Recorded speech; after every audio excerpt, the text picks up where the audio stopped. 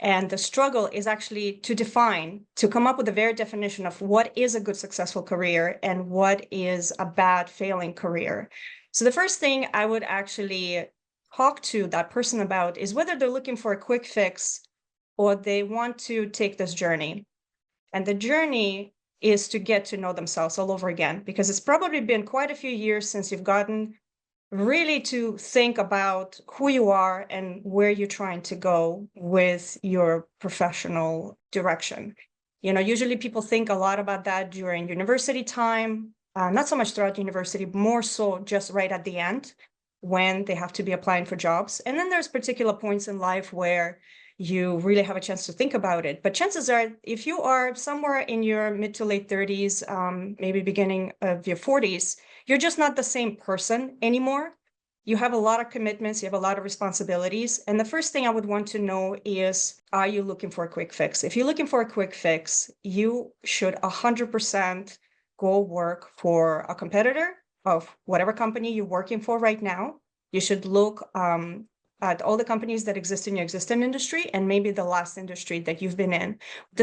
You press for money, you're taking care of your family, you're taking care of a lot of different things for yourself and people that you love. You may not be in a position to take off and go on this big journey and find out what your values are as a fully formed adult at this point with everything that you've learned. You have to incorporate that and add it to who you thought you were when you first entered the job market. Having said that, but there are certain situations where we go through, and let's say if I've assumed certain things were good until I come to the mid career, and all of a sudden things change in that time.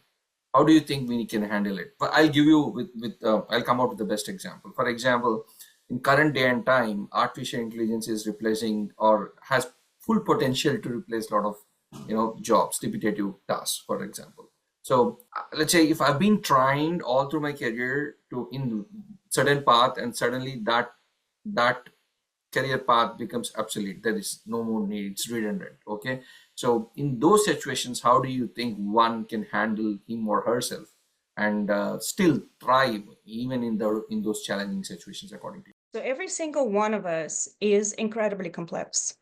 People are not machines that just happen to be alive. A human being has an incredibly complex skill set.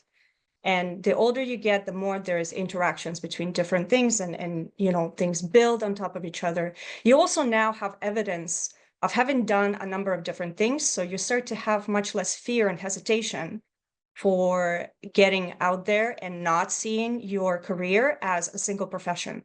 You see this happen all around. People have to reinvent themselves after layoffs.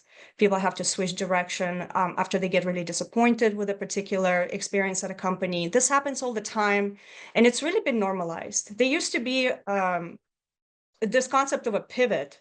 I mean, it still exists, but there used to be a very particular, almost like, oh, you're so brave.